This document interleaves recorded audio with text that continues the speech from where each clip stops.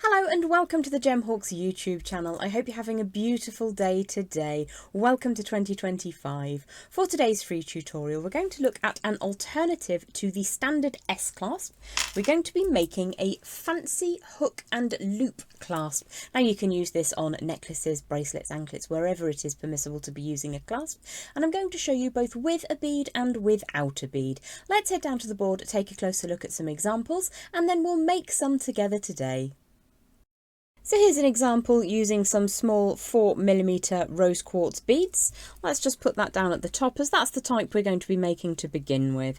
Here's another example using last week's beautiful belly dance inspired bangle. I've used a bead on one side and not on the other side on this piece. And then in this example I've just used the hook to link into some hand-formed chain. So there's a multitude of ways that you can use this project.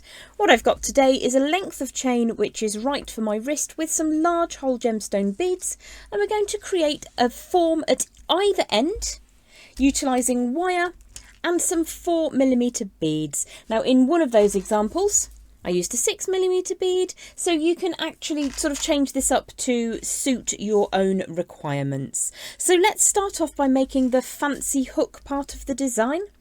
I have a 6-inch length of 1mm or 18 gauge wire, and I'm just going to give that a little bit of a warm and straighten through. This is a scrap from my desk.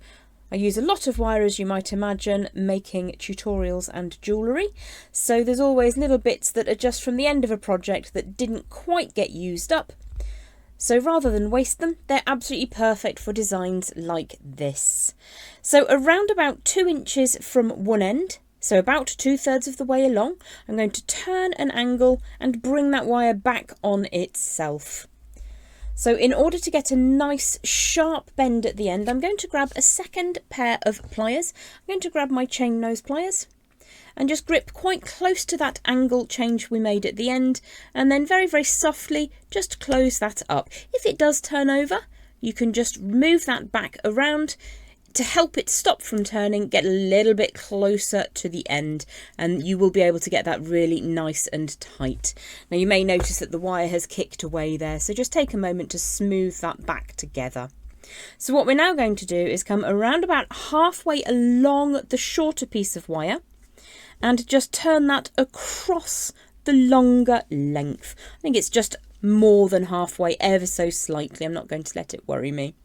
So I do want to make sure that those two are nice and straight side by side, but because we warmed them a moment ago, that's not a problem. So what I'm going to do is just grip hold of both of those side by side and draw the small tail of wire up and away. So if I show you that sideways, everything is sat side by side and the small kick of wire is coming up and over the top. What I'm going to do now is to grip just across that angle change. I'm going to use my bent chain nose pliers because it's easier for you to see what's happening. You can use any flat facing pliers, but chain nose with a reasonably tight tip are useful. So I'm just gripping where that angle change occurs, and I'm going to push the wire over the top. So it now moves over the top of that straight line. Again, just take a second to get everything nice and smooth together. What we're going to do now is to wrap this short tail around the core of wire, moving away. That's the longer part of the wire just here, and we want that to be nice and tightly wound around the core, with the cut end moving towards the cut end here. Now it will want to pull this end out of shape, but don't worry, you will be able to get that back in. So I'm going to grip just before we get to that angle change. If I flick the light on that, you'll be able to see what's going on, and I want that to be really close together, those two pieces of wire side by side. If I push the short tail of wire around the back and keep drawing it around, it's much easier to do when you don't have to worry about people watching. Keep going for at least 2 turns. Now you could trim away after those 2 turns, but because I've got some wire there, I think I'm just going to use that over the top again and bring that around. Now there's a bit of a gap in my rotations of wire there, which I will deal with in just a second. To begin with, I'm going to grab my flush cutters and trim that on the underside. So it's just gone past where those two wires sit side by side. Let's get that tiny tail out of the way and into the scrap bin. You can bring back in your second set of pliers and just tighten up that coil first and foremost, so that that sits nice and neat and tidy. Whatever orientation you hold it to make your life easy is the one for you. Then what we're going to do, if I just flick that in the light, you should be able to see the cut end just there. What I want to do is to get that to sit down smoothly against the core of wire. Now, if you twist around, what you can do is pull this section out of shape. So just very, very gently, if you open and close your pliers as you move them around in the direction that the cut is moving, like so, you should be able to smooth that down without disrupting the shape overly much. The next thing we're going to do is to make sure that this is good and straight and true. So just give that a little bit of a squish all the way along. I'm marking it slightly with my tools because it's easier for me to demonstrate with these uncoated tools. If I use nylon jaw pliers, it becomes difficult for you to see what I'm doing. So this is the side that I'm going to have facing outwards, be the most visible side. So again, just make sure that you're happy with those little coils and that everything sits where you want it to. And give that a bit of a smooth down. What we're going to do now is add in our bead. So smooth that cut tail of wire. Slide your bead on. Now these are very, very fortunate find. They've got 1mm holes, so they fit on my 1mm 18 gauge really nicely. For the next stage of the tutorial, what we're going to do is to estimate the distance that those 3 little wraps takes and make a right angle bend after that approximate distance. So I just usually put my pliers over the top, pop a bend in, and I think probably I'll be able to get 3 wraps of wire in that gap, so that it will be reflected on both sides. Now the chain I'm using today is quite small, so I need to make quite a small loop so that it sits balanced on my design. So I have got here some Beaded bail making pliers in 2 and 4mm. So the 2mm size is absolutely perfect.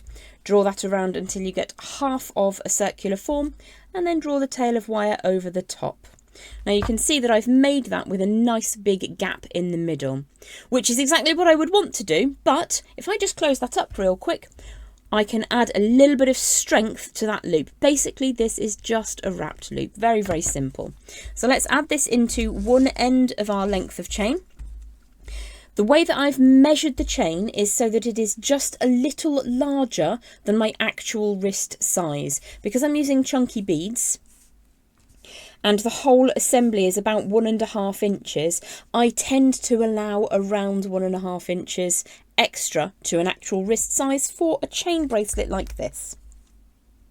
So if we slide that into the end of the chain, you can just open that up by hand, allow the chain to sit in that circular form, close it back up by hand. We're looking at the underside at the moment, so just bear that in mind. You can see a cut end, so you will want to bring the wire back round to the same side. So let's take that all the way around, as nice and tight as you can get it. I'm putting quite a bit of pressure onto my wrapped loop, because it means that I can retain the shape of everything. So my wire is going to end on the rear side of the design, which is where we're at right now. So grab your flush cutters, give that a trim. There's around about 1 inch of excess wire, but that's always because I never quite know how big I want my hook to be. So let's just make sure that we find that cut end again. If I just flick that in the light, you can see that little disc of light just next to the bead, which is the cut end. So we need to make sure that that sits down really nicely. So again, I'm rotating my pliers whilst opening and closing them softly, and this makes sure that I get a nice neat coil and that that cut end sits down. So this is the face that will look outwards from my bracelet. So what I'm going to do is grab a hold of this section just after the wrap to the bent side, and I'm just going to push that away at around about 45 degrees. So if I show you that sideways, about 45 degrees. I'm going to grab now my 5 and 8mm bail making pliers, and I'm just going to create that loop form. Now I think probably what I want is a 6 or 7mm. If you don't have anything that's absolutely perfect, make it slightly larger and then use the smaller pin to just bring that around before we add a little kick on the very end. So if I just grab a hold of that very end section, put a little kick into it, knock everything flying as usual, and then you can bring that nice and tight. Now I think probably a 6.5 or 7mm round form would be absolutely perfect, but you've created the hook side of the Hook and Loop Fancy clasp set. So if you're working with a large enough chain, as I've got my infinity link chain there, it's got very large apertures, you can just use the hook side of the Hook and Loop clasp set. However, if you want to create it with a chain in the middle and that chain is finer than the hook you've just created, I'll show you how to make a little loop to go on the other end of your chain bracelet now. I'm now working with a 4-inch length of 1mm or 18 gauge wire. This is a medium copper. It's an anti-tarnish colour copper core wire, which is a bit of a mouthful. So I'm going to grab in now my 2 and 4mm bail making pliers, and around about 2/3 of the way along I'm just going to put a right angle bend in. Now if you use the box joint carefully on most of your pliers, you're able to get a little angle in there without having to change pliers, which is very lazy, but it's something I do quite a lot of the time. So what we're going to do now is to use the small loop on those pliers, which is the 2mm, draw that all the way around. Again, I've left a little bit of a gap, but I will just strengthen that quickly. 1mm or 18 gauge wire is really quite adequate without these strengthening moments, but I do kind of like my jewellery to last for donkey's years. So you can just open that back out by hand or with pliers if you need to, and we'll add that to the other end of the chain. Naturally enough, the bead wants to make a bid for freedom. Close that back up, and what we're going to do now is to create a wrapped loop. So grip across without crushing your chain, and we're going to aim to get 2 to 3 turns of wire, ideally 3, because then it will match the other end, and there should be enough wire to achieve that. So again, you can just tighten those little coils up if they do go awry, trim that just past the point where it turns, whoops, and then you can just tidy that away. Now if the loop shrinks down a little bit, it doesn't really matter, so you can just rotate your pliers around, make sure that you close that down as close as you can get it to the core of that wire. So just give that a bit of a squish if it's being awkward. There we go, nice and smooth now. We'll add in our bead. Hopefully this 4mm rose quartz will also fit neatly. Yes, it does. Happy days. So what we're looking to do is to create a loop that will be large enough for this hook to fit through. So I'm thinking that we will now follow the same protocol as we did on the hook side. Create a right angle bend at about the same distance. Now I think that might be just a little bit too long. So I'm just going to move that along slightly until it sits just a little bit closer to the bead. Now I think probably a 4mm looping plier will be perfectly adequate for the hook section on this bracelet connector. So let's bring that all the way around, sit that down into position, give that a bit of a strengthen because this will see a little bit more action. And you can of course size this up to use 1.25mm or 16 gauge wire as long as you've got a bead that fits if you're looking to create the beaded variation. So bring that tail all the way around and fill the gap. So 3 good rotations. I probably could fit a 4th in there, but I want it to match the other side, so I'm going to leave it. Let's tighten those up slightly. And then we will trim that away on the rear side of the design. Now this side, the loop side, is much more likely to spin around, so we'll try and keep it as neat as possible. Now rose quartz is a joy to work with. It's a really strong, substantial stone, so I'm just going to rotate my pliers around until that cut end sits smoothly, and I'll check the other side to ensure it's nice and smooth there as well. So there we have a very, very simple and quickly made hook and loop clasp. Get that to sit in, and they're very, very beautiful to work with. Now if I was making this to sell, I would probably try to find the exactly correct size for that loop and just put a little bit more of a kick on the end there and then push it down. And if you do that on a form, it will be nice and neat and tidy. Getting that little kick in the right position so that the kick section sits against the wrapping on your wrapped loop just here. Get that nice and tight means it will be much easier to just hook that in, and it's very, very safe and secure. I'm going to show you now basically the same technique but without a bead, and in that way you can make exactly matched wire jewellery if you're looking to work with the same wire that you use to make the chain as you use to make the hook and clasp. You don't have to have any worries about matching pre-bought clasps to your handmade jewellery. So it's a very similar technique, but I will show you how you can double wrap that central section, which will replace the need for using a bead and will also add extra strength and definition and chunkiness to your design. So I have an anklet here that I have yet to finish off, and rather than putting a pre-made clasp on, I'm going to include a clasp made in much the same way as our fancy hook and loop clasp closures, but we're going to do it without a bead this time. So I've started in exactly the same way. I've got that doubled up length which is wrapped around the core wire, and what we're going to do now is, rather than adding a bead, we're going to put a right angle just after we finish that first little bit of wrapping. And I'm going to again use a 2mm because this is the chain side. So a 2mm pin, draw that all the way around and roll it down so that it sits right next to that first layer of wrapping. Now, of course, we do need to add in the chain at this moment. So slide that on into position. And then what we're going to do is double wrap over the top of that first layer of wrapping. So if I grip across that loop and start drawing it around, it's going to sit over the top, completely covering up the first layer of wrapping, and then we're going to truncate this on whichever side it ends on. So we've got quite a chunky, almost knot-like double wrap. If I flip this over to the other side, this looks like it's going to be the underside, so let's give that a bit of a trim.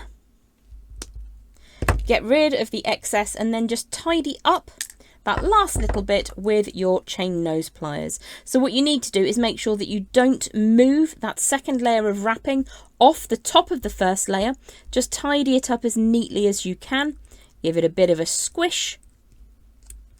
Make sure that it's good and tight and that end is smoothed down into the design. So if we choose this as the side that is our upside, we're going to do the exact same thing we did first time round, which is grip across that little double layer of wire wrapping. Give that a bit of a push away at about 45 degrees, trying to keep that as even as possible. Let's see if the 5mm side of my bail makers works for this one.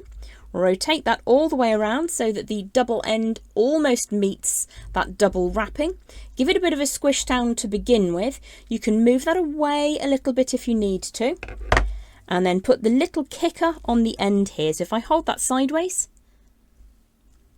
turn the wire up and away, and then we can tighten that up if we need to. So I'm just going to rotate that around so that it brings it so that the kicker sits just next to that double wrapping. So let's pop that down for a second. So I've started with a 4-inch length of 1mm or 18 gauge wire, and around 1/3 of the way along, so about 1.5 inches give or take, I've put a right angle bend and created a 2mm loop. Now the 2mm loop is going to go into the other end of the chain. So let's get that set on and in position.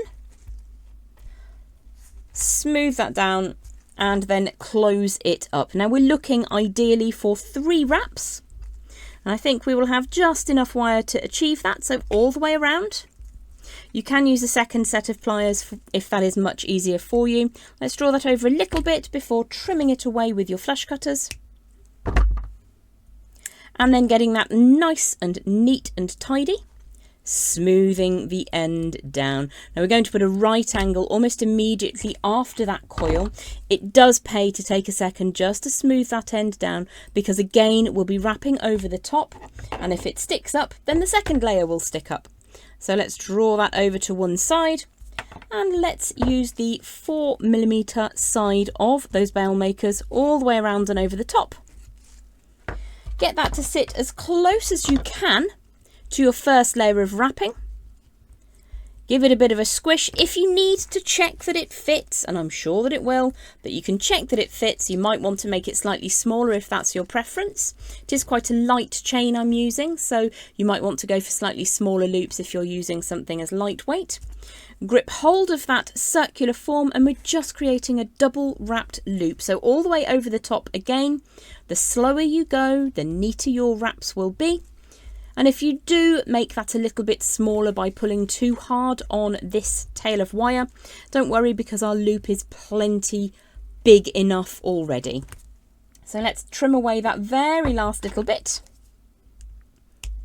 Get that in the scrap pot, and then make sure that the tail end sits down without disrupting that really neat and tidy double wrapped loop. So let's just pop all that together. And you've got the all wire no bead version. Let me just lift that into the focal zone for you. Well, I hope that you have enjoyed the fancy hook and loop clasp tutorial today. Happy New Year to you. I hope that 2025 brings you all that you deserve. Much love, and I look forward to seeing you again soon. Bye for now.